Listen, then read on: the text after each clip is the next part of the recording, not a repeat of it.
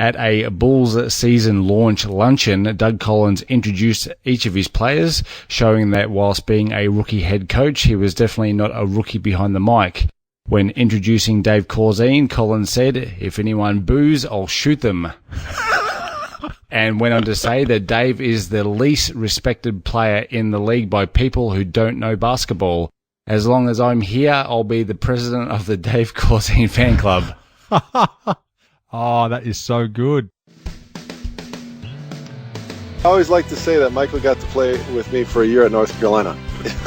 I think it really helped him. Spectacular player from the beginning. You can see right away Jordan was going to be a big-time scorer. And showed what an impact he was going to have on the league. This is NB87, celebrating the 30-year anniversary of Michael Jordan's Chicago Bulls and the 1987 NBA season. Now here's your hosts, Adam Ryan and Aaron Steen. Welcome back to another episode of NB87, this series that chronicles the 86-87 NBA season. Aaron, thanks again for joining me, mate. How are you? And welcome back to our regular listeners and those new to the show as well. Yeah, good to be back for episode number 2. Looking forward to speaking about the Mike Smrick Memorial Game, Adam. We're off to a flyer already with that mention. A quick disclaimer that relates to our entire NB franchise. In most instances where we don't specifically mention a newspaper source, it's safe to assume that most news has been sourced via United Press International, or UPI. From what I understand, it was a huge agency that provided news material to thousands of newspapers, and at its peak, it rivaled the now seemingly omnipresent Associated Press.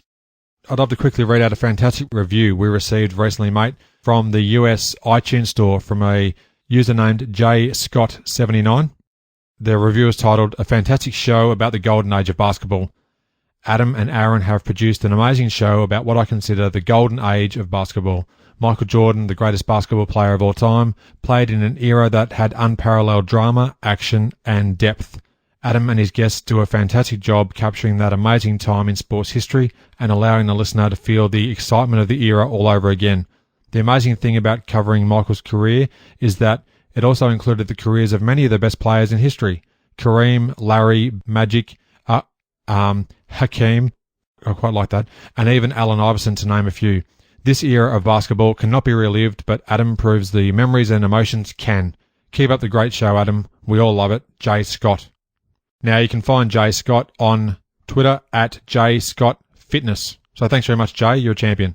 NBA News, Notes and Quotes, October 31st through November 15th, 1986. The NBA season commenced with 9 games on the slate. The largest margin of victory was 30, as Denver trounced the visiting San Antonio Spurs. The victory came at a big cost, with 7-year veteran Calvin Natt rupturing his right Achilles tendon, and he would miss the rest of the season. The lowest winning margin was a solitary point. Sacramento held on for a 107-106 win over the travelling LA Clippers. In Boston, David Stern was on hand to distribute championship rings to the 86 Celtics, and this was the franchise's 16th banner that would hang proudly from the Garden's rafters. Though almost an afterthought, the Celtics then took to the parquet floor and outshot the visiting Bullets for a comfortable 120-102 win. Prior to Philadelphia's season opener at home, Julius the Dr. Irving announced that he would retire following the season, and he then kicked off his 16th pro season with 18 points, leading the 76ers to a 108-104 win, and Charles Barkley led all scorers with 31 points. And a few quick random stats from opening day. According to the mighty basketballreference.com, 198 players had court time. Portland's Kiki Vandeweghe led all scorers with 36 points, and Sacramento's Mark Olberding scored 1 point. 23 players failed to score. I really need to delve into Basketball Reference a little bit more, because to know that it has stats like 198 players at court time on opening day shows you just how brilliant the website is. Oh, it's fantastic, mate. Absolutely love it. We're big fans, of course, as we are prone to say. Doug Collins needs Dave Corzine's scoring for the Bulls' second unit, reported Bob Sakamoto. This left 3-year journeyman Granville Waiters to face one of the NBA's best big men when healthy in Bill Cartwright. Corzine pointed out the extra luster added to your name when you're an NBA starter, but as long as he gets substantial playing time, he won't complain. Coach Collins had been so consumed with trades and roster changes that he hadn't thought about his NBA coaching debut. He said he hopes to perform better in his coaching debut than he did in his playing debut, adding that he stunk. In his first game as a Sixer. 76er. Okay. Also on this day, former Bull Orlando Woolridge scored 20 in his Nets debut and New Jersey's 108-97 win against the Knickerbockers. On November 1, sports writer Frederick Waterman wrote that Boston planned to have Larry Bird attend the Celtics rookie camp to assist with the tutelage of would-be rook Len Bias. Tragically, the Bird and Bias connection never happened.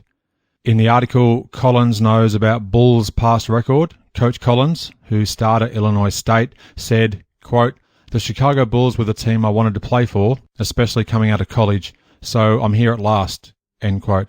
The article, in reference to doubt over Collins' ability to steer the Bulls to success, makes mention that he had never been a head coach prior to taking over in Chicago. On the night of November 1, Chicago at New York held on for a stirring 108-103 victory in the confines of Madison Square Garden in front of a bumper crowd, 19,325. Doug Collins was victorious in his coaching debut, and Michael Jordan scored 50 points at New York for the first time in his career, and the Bulls were off to a 1-0 record. For the Bulls, MJ had the 50-point game along with 6 boards, 3 assists, 4 steals and 3 blocks. How's that for coming out of the gates? Earl Curitan, newly acquired from the Detroit Pistons, had 17 points and 13 rebounds, so that's a great effort from him. Charles Oakley, 17 points and 8 boards. Steve Coulter, 7 points and 10 assists. And for the Knicks, Rory Sparrow came out flying with 24 points and 7 rebounds. And Mr. Bill Cartwright, 21 points and 8 rebounds. As you mentioned a little bit earlier about Cartwright's health issues, this was just the 4th game in 3 seasons for Bill. He played just 2 games in January of 86 and then sat out the entire 84-85 campaign due to injury. And shameless self-promotion, have a listen to episode 43 of In All Earnest. Big Bill joined me on the podcast and was a great guy to chat to, and we discussed his entire career. Michael Jordan looked his rookie coach in the eye as the Bulls were losing down the stretch against the Knicks and said, and I quote, "Coach, I'm not going to let you lose your first game," end quote. It's also been said that Collins had chewed his gum so vigorously that it had disintegrated, leaving a white residue around his mouth. Jordan handed Collins a towel, telling him to, and I quote, "wipe that stuff off your face." Although he didn't say stuff, he said another word that begins with S. 4 letters in it and HIT after the S. Jordan's 50 eclipsed the previous best scoring game at the current Madison Square Garden by an opponent set by both Quinton Daly and Rick Barry, both who had 44 points, and that after going just 3 for 12 in the first half. Yeah, that's incredible. He only had 3 points after 1 quarter, so he was on a mission. After leading most of the way, the Bulls fell behind 90-85 midway through the 4th, but Jordan's 21 points in the last term got the Bulls over the line. Great support from Earl the Twirl Curitan, Granville Waiters and Charles Oakley meant MJ wasn't alone in the Bulls' win. At one point during the 4th quarter, the Bulls' water boy was nowhere to be found, so a 5-foul-laden Charles Oakley brought over 5 refreshments to the guys on the floor at the time. I love that. Absolutely love that. Doug Collins' collar on his shirt was blue by game's end from sweat, and the Bulls celebrated the win with the enthusiasm of a high school championship, said Bob Verdi. On the team bus afterwards, the players teased Jordan about his 50 points, saying that Wilt averaged that for a whole season. And though only 25, Granville Waiters' balding head had people often mistaking him for a coach of the Bulls, and Doug Collins a player. That's a classic. There's a couple of great things out of this. The first is that, just a random thought popped in my mind, Chris Collins, Doug's son, actually was on the Bulls ball boys staff, I guess you'd say, in the latter part of the 80s. There's certain games, most notably Game 6, I think, of the Eastern Conference semis against the Knicks at Chicago Stadium in 1989 springs to mind, where Chris Collins and Doug embraced after the game ended. That's another great memory there. And when you talked about that chewing gum that Jordan was talking about, telling Collins to wipe it off his face, Doug recounted that on one of the many different documentaries or clips over the years. Yeah, some good memories already there, mate. Trying to keep the podcast G-rated. I like it. Yeah. We don't want to go into the, what is it? Explicit. Yeah, explicit. I don't know how to think. Explicit category. Exactly right. Yes. Now, even with the Bullets in town, the best shooting of the game belonged to Cleveland's West, who was on the mark with a career-high 27 points, 11 of 17 from the field, securing his Cavaliers a 113-106 win. Rookie Ron Harper, who was oft considered to be a player in the same ilk as Michael Jordan coming out of college, was far from gun-shy, contributing 25 points. It's also worth noting that 8 of Harp's 20 highest scoring games happened in his rookie season, which included a career-high 40 at Boston, which we'll get to when we reach February of 1987. That's a cool tidbit that I didn't know that Harp had his career high in his rookie season. Quite incredible when you think about it, because he was a big-time scorer in those first 4 or 5 seasons in the league. In a rematch of the 86 Western Conference Finals, Houston defeated the visiting LA Lakers 112-102. The Rockets opened their season 1-0, and the Lakers dropped to 0-1, surprisingly. Houston were led by Rodney McRae's 28 points, which was the equal third highest output of his career. He'd have 30 points with Sacramento in a November 89 game at Portland. Olajuwon was a dream, adding 26 points, 17 boards, and 6 blocks. How Akeem didn't win an NBA MVP award before he did, especially during the 1980s, it just shows how strong the league was, because if you look at some of these stat lines that Akeem peeled off during the 80s, he was just an animal on the court. Absolutely agree. He was routinely just peeling off games like this, and there's ones that I just have to overlook as we go through, as there are with multiple other stars of the time, that we just can't mention every single game where they excel, but yeah, you raise a very valid point there. After Detroit's 0-2 start, I found this little gem from the Detroit Free Press's Jeanette Howard, and I think that's going to be a name we're going to reference quite a few times throughout this season. She's already provided a couple of gems. Quote, "When a well-meaning but obviously uninformed fan spotted Pistons reserves Chuck Nevitt and John Schweitz walking through Metro Airport Sunday morning and yelled, 'Hey, great game last night,' a few players' faces curdled in disbelief. Then Nevitt laughed and, as the fan turned his back, lifted an imaginary machine gun to his shoulder and emptied the clip. 'Good game,' Nevitt said. 'Not yet, not even close.'" End quote. That was quite interesting to get an insight there into Chuck Nevitt's persona off the court. Seems like a bit of a jester. You should make sure that you never not feel the need to mention Chuck Nevitt. These jokes don't get any better, do they? No. I won't even chuck them out with the edit. There we go. On the 2nd of November, there was just 2 games played on this date, and Atlanta at Philadelphia took home the Chocolates 122-113. Neek lit up the 76ers for 36 points, 9 boards and 8 assists, and Sir Charles and Mo Cheeks top scored for the Sixers with 26 apiece. Barkley also added 14 rebounds and 7 assists. And on this same date, the other game, Chicago at Cleveland in front of 17,540 at Richfield Coliseum. The Bulls were victorious 94-89 and moved to 2-0 on the season. So a great start there for the Doug Collins-led Bulls. For the Bulls, Jordan had 41 points and 8 rebounds. He was off to an absolute flyer. Dave Corzine, 13 points and 10 boards, and Charles Oakley had 8 points and 15 rebounds. And for Cleveland, Ronnie Harper had 23 points and Brad Doherty 18 points and 15 boards. So 2 rookies already making a big impact in Cleveland. Jordan took a spill after being taken down by Cleveland's Mark West late in the game at Richfield Coliseum. Doug Collins had screamed at MJ to dribble out the clock, but Jordan knew better and went for the kill. Jordan spent 3 minutes laying on the court in the hands of trainer Mark Feil. Doug Collins said his, and I quote, "life flashed before me," as he thought Jordan had separated a shoulder. Instead, MJ scored 8 straight points in the final 1:41 to overtake the Cavs, to go along with good support from Oakley and Corzine, who played like a man possessed. Dave also drew high praise from Doug Collins after the game, wrote Bob Sakamoto. The Bulls fell behind by 17 points twice in the second quarter in this game. That's a fantastic comeback. Yeah, in a cool side note, Dave Corzine dubbed the win the, and I quote, "Mike Smrek Memorial Game," end quote. And the Bulls signed Darren Day off waivers from the Washington Bullets. It was a big day. Yeah, that's awesome stuff about Dave. I'm really glad to see that he got some good press early on in this season. On the 3rd of November, in the only game on this date, Golden State Warriors defeated the visitors from New York 104-95. The Warriors, Purvis Short, led all scorers with 26 points, and the Knicks' main man was Calvin Trent Tucker, who dropped 19 points. The Bulls' upcoming game against San Antonio at home had the attention of rookie Brad Sellers, who would come face-to-face with the guy Bulls fans wanted the team to draft, Johnny Dawkins.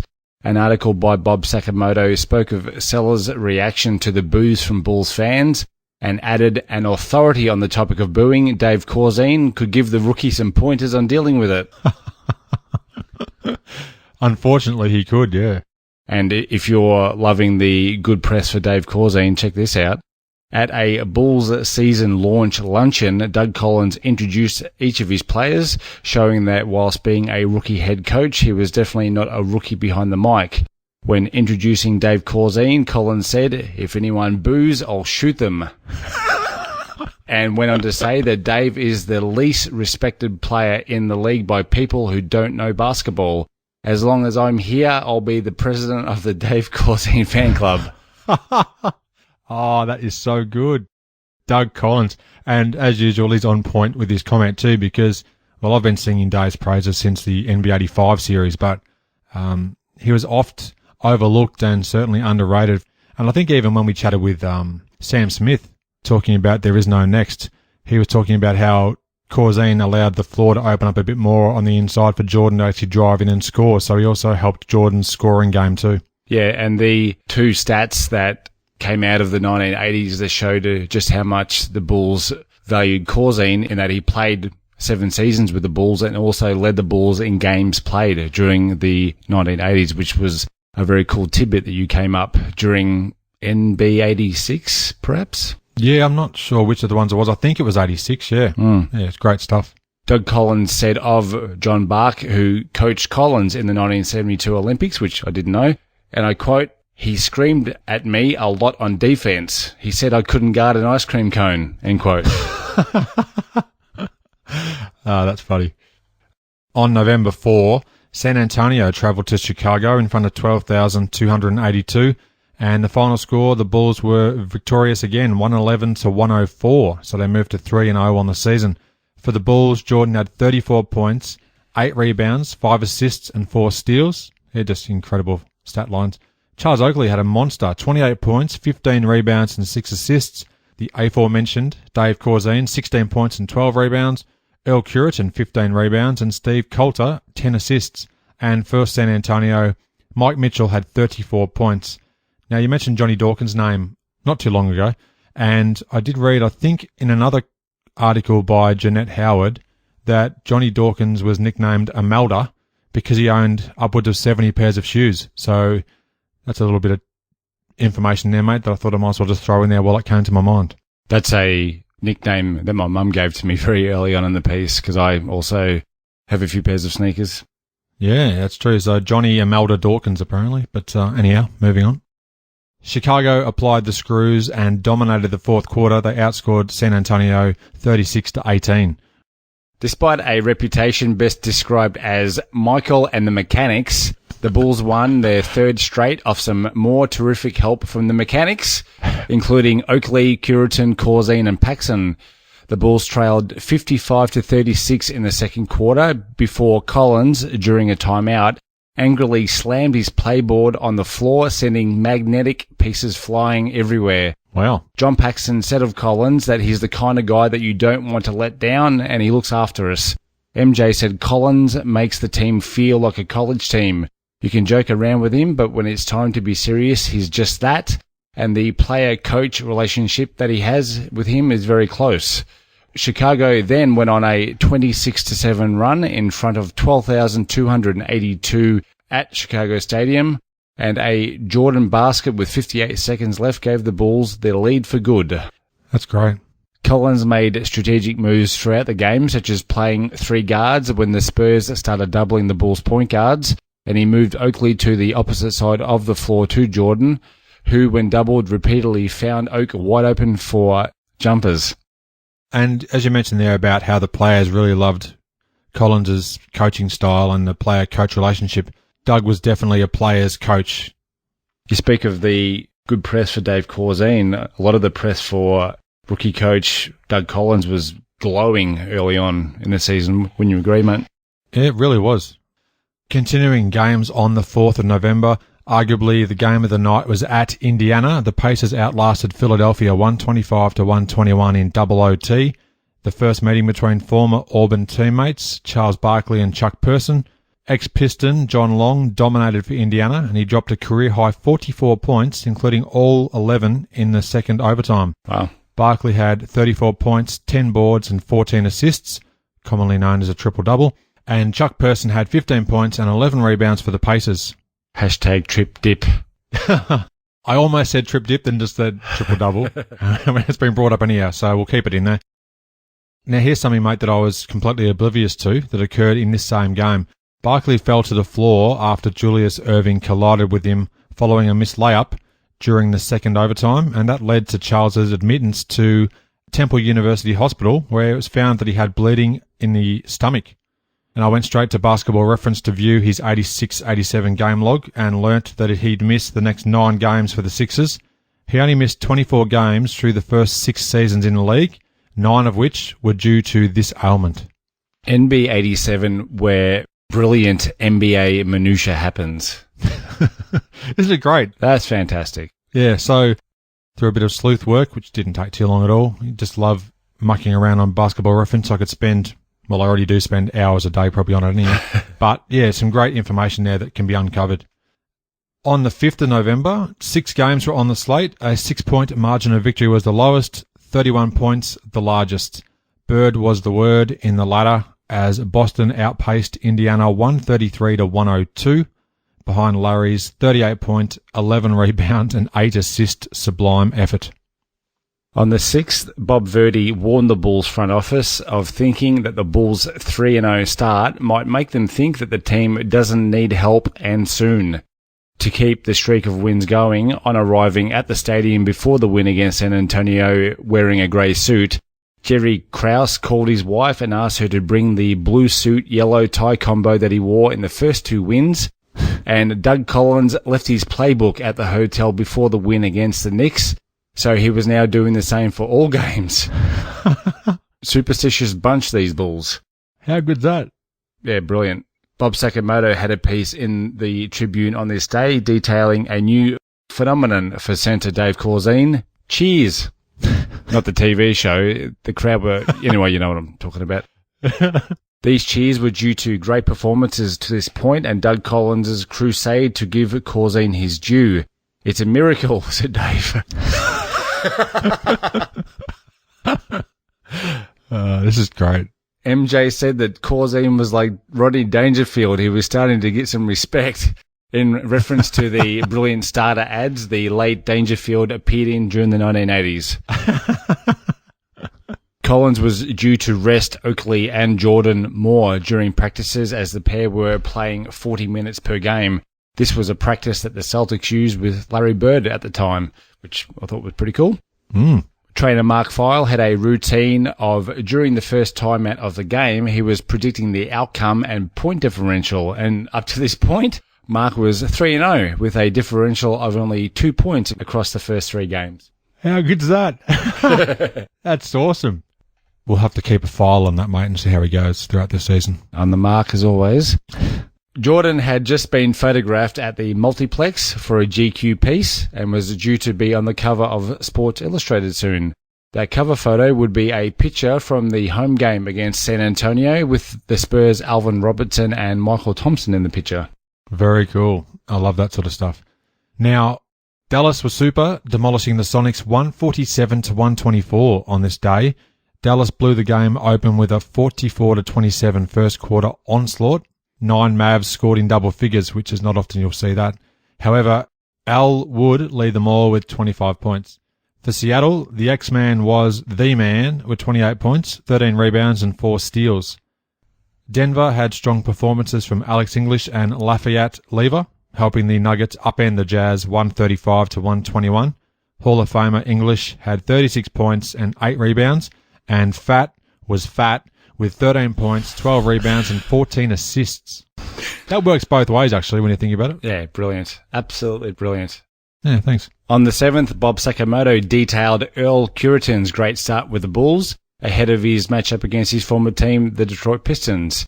Earl had procured 20 offensive rebounds in his first 3 games as a Bull and spoke of his 3 years in Detroit being the team's scapegoat. He also added that whilst this year's Pistons team was a better rebounding team with rookies John Sally and Dennis Rodman, they weren't good defensively. The Bulls were quicker, and Chicago should beat them in their upcoming matchup. Wow. Also on this day, former Bull Mike Smrick signed with the Los Angeles Lakers. Okay, well, how good was that? Procured and very clever. I like that. I didn't see that coming. Was Earl going to be on point? Let's see. Chicago at Detroit on the 7th in front of 18,579. The Pistons had the last laugh, 115-109. It was the Bulls' first loss. They dropped to 3-1 on the early season. For the Bulls, Jordan had 33 points, no rebounds, and 5 assists in 42 minutes. Oakley had 20 points and 19 boards. Dave Corzine, 15 points and 6 rebounds. #cheers. And Earl Curitin, 10 rebounds. Now for Detroit, Isaiah had 29 points, 8 assists and 6 steals. Recently acquired Adrian Dantley had 24 points and 8 rebounds. Lamb had 20 points and 19 rebounds. So some big stats all around there. Now I've got an asterisk next to Jordan's 0 rebounds, mate. I went back to Basketball Reference. I was on a mission researching in this episode. This was one of only 8 games in Jordan's career where he had no rebounds. So I thought that was definitely newsworthy. After closing out the first 3 games for the Bulls, Michael Jordan couldn't put the finishing touch on the Pistons at the Silverdome. MJ missed 2 free throws, had the ball stolen and threw away a pass in the final 3:13 of the game. The Bulls led 94-87 with 7:17 to go, but 14 fourth quarter points from Isaiah Lord Thomas III was too much down the stretch. And even though Jordan had no rebounds in this game, it's not like the Bulls struggled. The Bulls had another stellar game on the offensive boards with 34 offensive rebounds and out-rebounded the Pistons 54-47 overall, but turned the ball over 18 times, and Joe Dumas played Jordan well down the stretch. That makes it even more remarkable that Jordan had 0 rebounds, and yet the Bulls did so well on the glass overall. And plus, being up 7 with under 8 minutes to go, and then to sort of throw it away, that's disappointing. It could have been a 4-0 start. On this day, there was also a nice little tidbit that had some Jeff Rulon gold attached to it. The coin-throwing incident that we detailed in an earlier episode that disrupted George Gervin's first game in Italy reminded Philadelphia's Jeff Ruland, who played a year in Spain, of an incident in Italy in 1981.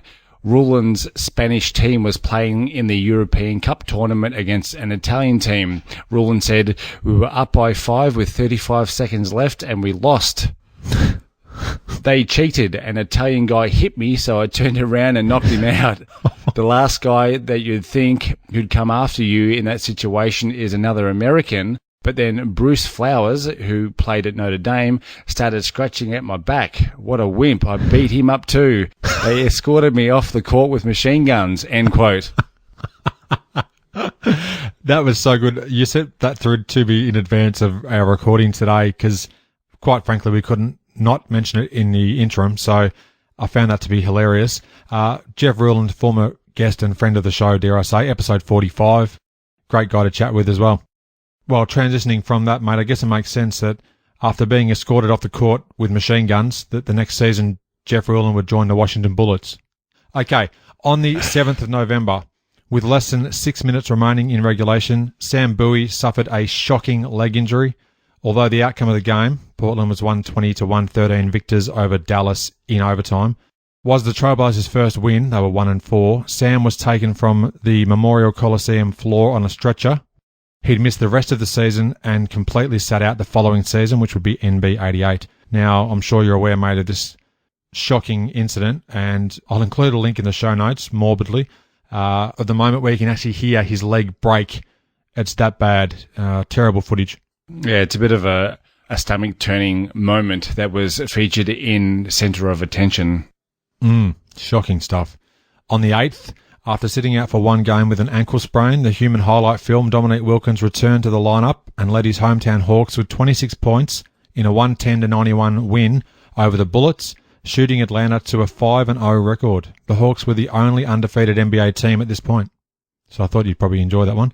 On the same date, Phoenix at Chicago in front of 15,122 saw the Phoenix Suns lose 101-96 to the Chicago Bulls, and the Bulls improved to 4-1 on the year. Jordan was stellar as usual with 39 points, 6 rebounds and 5 steals. Johnny Pax, 16 points and 9 assists. Charles Oakley, 12 points and 17 boards. And Earl the Twirl, 10 points and 10 rebounds. For Phoenix, Walter Davis and Larry Nance had 27 points each, and Ed Pinckney, 5 points and 17 rebounds. For pure entertainment, the Bulls are the hottest ticket in Chicago, wrote Bob Sakamoto. This after a rousing 101-96 come-from-behind win over Phoenix in front of 15,122 at the Chicago Stadium. If fans are looking for good theatre, then the stadium is the place to be, with games against Boston and Atlanta coming up this week.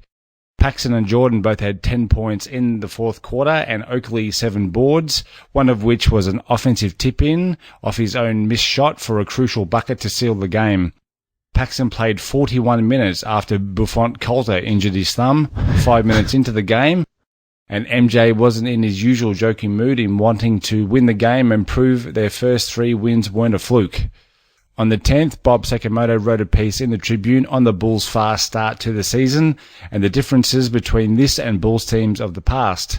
And Earl Curitan couldn't average 20 points per game like an Orlando Woolridge, but he can grab 10 boards, set screens for MJ, and elicit the respect from his teammates that Woolridge couldn't, wrote Bob.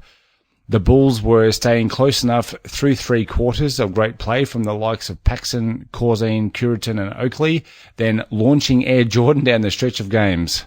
Yeah, I like that. The Bulls' great start to the season was being reflected so positively in the media up to this point, as I mentioned earlier on. Luke Longley put it best in a 60 Minutes interview from back in 1992 on Channel 9 here in Australia, and I quote, "When you're winning, everybody loves you." On the 11th, the SAC previewed the Bulls matchup against the NBA's only unbeaten team, the high-flying Atlanta Hawks. Atlanta to this point was 4th in the league in offense and 2nd in defense, and were Bulls coach Doug Collins' pick to win the Central. The Hawks were due to be without Sputnik Webb with a bruised thigh, but would give the Bulls all they could handle on the boards with their 3 7-footers in Willis, Contract, and Rollins. Did you say Contract? Hello to John Concack if you're listening. I really would love to have you on the show, but understand it may not be possible now thanks to Aaron. It's been a while since you've thrown someone under the bus. Yeah, okay. Challenge accepted. Jeez. Be careful what you wish for. Philadelphia's Cliff Robinson came off the bench on the 11th and had 35 points, 27 of which were after half-time, as his 76ers fought back from a 27-point deficit. They were down 87-60 in the third quarter at Seattle to win 121-114. That 27-point and a half effort from Don't Call Me Uncle Cliff Robinson kind of makes that trade actually look a bit better now, doesn't it, for the number 1 pick?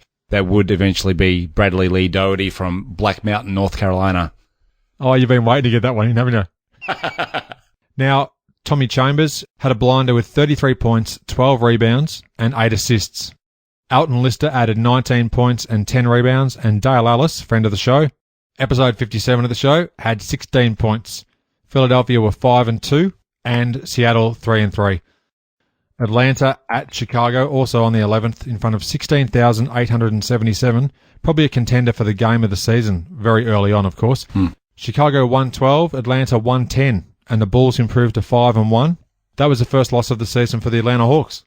So a great game there. Jordan had 34 points. Charles Oakley, 17 points and 9 boards. Earl Curitan, another great game, 13 points and 11 rebounds. And Brad Sellers had 10 points on 4 of 4 from the field. Atlanta were led by Dominique's 26 points, Doc Rivers 23 points and 11 assists, Kevin Willis had 22 points, and Randy Whitman 15. The Bulls got off to their best start in 15 years with the 112-110 win over Atlanta, capped by Jordan's hanging basket with 19 seconds left. The Hawks were effusive in their praise of what the Bulls had accomplished post-game, including friend of the show, Mike Fratello, who said the Bulls aren't 4 guys standing around watching one guy with the ball anymore. After getting down by 13 early in the game, it was the third quarter where Chicago set up the win with a 29-15 quarter and forcing Atlanta into just 5 for 17 shooting for the term. Nice work. And you can go to inawareness.com/32 to hear the aforementioned chat with the czar of the telestrator, Mike Fratello. I love it. Thanks for putting in the shameless self-promotion on my behalf. Returning to games on the 11th, Utah fans collectively made appointments to see their respective doctors following an absolute heart-stopping win over the visiting Mavericks. Darryl Griffith, a.k.a. Dr. Duncanstein, a.k.a. the Golden Griff, hit 2 3-pointers in the game's final 7 seconds, the second of which was at the buzzer after Utah's Ricky Green stole an inbounds pass. The final score of the game, the Jazz held on to take that victory 104-103 against Dallas. Chicago visited Washington in front of 15,121, and the Bullets defeated the Bulls 101-99. Chicago dropped to 5-2. For the Bulls, Jordan had 28 points, 4 rebounds, 4 assists. Charles Oakley, 20 points and 13 rebounds. And the 12, Curitin, had 15 points. For Washington, Moses Malone played his part, 33 points and 13 rebounds. Jeff Malone had 30 points. The Bulls almost stole the victory in Landover, Maryland, with 2 late, unlikely 3-pointers by Brad Sellers and John Paxson, wrote Bob Sakamoto. MJ was harassed into 1 for 7 shooting in the fourth as Kevin Lockery sent 2 and 3 guys at Jordan, including 6'9" pair Dan Ranfield and Charles, former Chicago Bull Jones. That's a fair nickname. Coach Doug Collins said the team was a little flat after the emotional win over Atlanta at home. The team was a little sloppy in getting the Bullets into the bonus earlier than they would have liked in the fourth quarter. Earl, the 12 Curitin, missed a box out on Moses late in the fourth off a Bullets missed free throw when the Bulls were down by 1. In other news, during an interview, former coach Stan Orbeck steered clear of any questions about the Bulls, but said he was pleased to see John Paxson and Dave Corzine get off to fast starts this season, and added that the team could go far if Jordan stays healthy, but if he goes down, it will be, and I quote, Katie bar the door. I then took the time to look up the origins of this phrase and found several possible origins. Katie bar the door roughly means there will be trouble in store, but there were also links as far back as Catherine Douglas and her attempt to save the Scottish King James in 1437. Anyway, I digress. I know that during the week I did follow the hashtag NB87, because there's certainly plenty of things that we can't mention in every episode, which is just referenced on Twitter. It's great media that you can mostly look at, some videos, some photos, some just random tidbits. So definitely check it out. But you did allude to the fact that that would be referencing this episode. That's fantastic stuff, mate. I appreciate the effort in diving into that one as well. Interestingly, mate, in the last couple of minutes, both former coaches of the Bulls since Jordan came into the league, Stan Albeck and the gentleman that preceded him, Kevin Lockery, both get mentioned as well, mate. So I thought that's pretty interesting too, for what it's worth. Yep. Back to games on the 12th. LA Lakers smashed Seattle 122-97 in LA. The Lakers outscored the Sonics 39-25 in the second stanza. The 4-on-1 Lakers were led by Kareem Abdul-Jabbar's 25 points and 8 rebounds. Kareem was apparently going to retire at the end of 1985 season. James Worthy had 20 points and the Magic Man had 19 points and 10 assists. X-Man led the Seattle Supersonics with 17 points, and great friend of the show, Terrence Stansbury, inawareness.com/58, added 16 points and 3 assists in just 18 minutes. Indiana traded Terrence to Seattle in early October of 86, and this was Terrence's highest scoring game with the Sonics. On the 13th, there were 4 games, and the pick of the lot was Indiana's 120-117 overtime win at New Jersey. The Pacers' John Long had 26 points and Wayman Tisdale 24 points and 14 rebounds. The Nets' recently acquired Orlando Woolridge had 30 points, Mike Jaminski had 25 and 10 rebounds, and Buck Williams was a monster, scoring 23 points and grabbing 20 rebounds. On the 14th, after 2 subpar performances by the defending NBA MVP, all Bulls coach Doug Collins needed was a fired-up Larry Bird coming into a sold-out Chicago stadium. Even standing room tickets were sold out. If anything, this is a good time for the Bulls to get the Celtics. They were without Danny Ainge, Bill Walton, Scott Wedman, and Casey Jones was sent home to Boston with strep throat. Wow, they were ST ruggling. However, that didn't appear to be the case for the game itself, which took place later that day. Boston at Chicago in front of 18,919 defeated the Bulls 110-98. The Bulls slipped to 5-3, and Jordan had another incredible performance, 48 points and 5 rebounds. Oakley, another great game from him. Oak Tree stepping up big time, 20 points and 13 rebounds. Johnny Pax had 16 points and 5 assists. And for Boston, Bird was otherworldly, 37 points and 10 assists, if you don't mind. Kevin McHale, 32 points and 8 rebounds. And Robert the Chief Parrish, 27 points and 18 boards. 3 against 1 is no fair, even if that one is Michael Jordan, wrote Bob Sakamoto.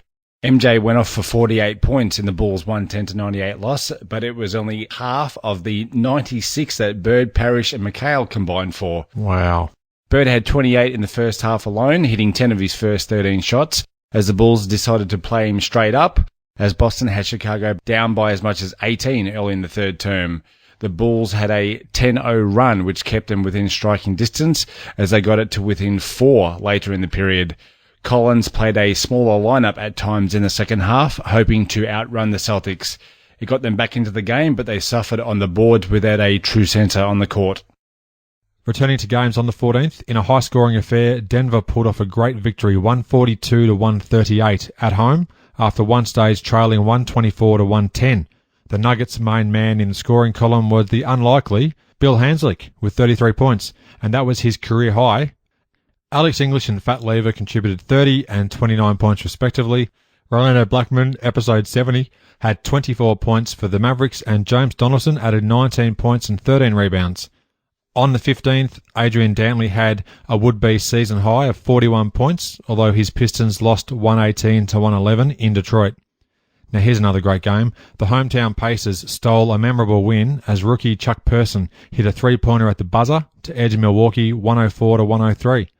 Indiana were 5-3, the first time they were 2 games above 500 since 1982. In Seattle's 127-121 win at Golden State, Tom Chambers had 38 points for the Sonics. Both teams' records were 4-4 after that game. Now, mate, as we get towards the end of this episode, Players of the Week. There was only one announced in early November, and on November 9, Michael Jordan took home that honour with 39.4 points per game on 50% from the field, 5.6 rebounds, 3.6 assists, 2.8 steals and 2 blocks a game, and the Bulls were 4-1 in that period of time. The high men for points, Jordan, 50 points on the 1st of November at New York. Our top rebounder was Jack Sikma of Milwaukee at Philadelphia on the 5th of November, and Akeem Olajuwon of Houston versus Sacramento on the 8th of November. The high assist man was Magic Johnson with 18 versus Denver on the 7th of November, and also Mo Cheeks had the same number versus San Antonio on the 7th of November. And the NBA standings through November 15, the division leaders were in the Atlantic, Boston were off to a flyer at 6-2. In the Central, Atlanta were 7-1. In the Midwest, Utah were 5-2. And in the Pacific, the Lakers were 4-1. As we said, the Bulls were 5-3, good only for the equal third spot in the Eastern Conference. That brings us to the end of episode 2 of NB87. Thanks again for being a part of the show as always. Anything you'd like to add, mate, before we do wrap it up? There's no question that as a career, if he had have chosen to do so, that outside of basketball, Jeff would have been ruling the boxing ring. Giddy up. Thanks for listening. I hope you enjoyed the show, and share my web address with your friends and colleagues, inallairness.com. Check out the podcast archive for plenty more episodes with high-profile guests. Follow me on Twitter at inallairness. Please add your like to the show's social hub, facebook.com/inallairness. Join me next time for another edition of the show. That's our official knockout. Recently acquired... Oh, no, he wasn't on the team. I was going to say recently acquired Adrian Dantley, but it doesn't make sense. Could have been a great one. Now...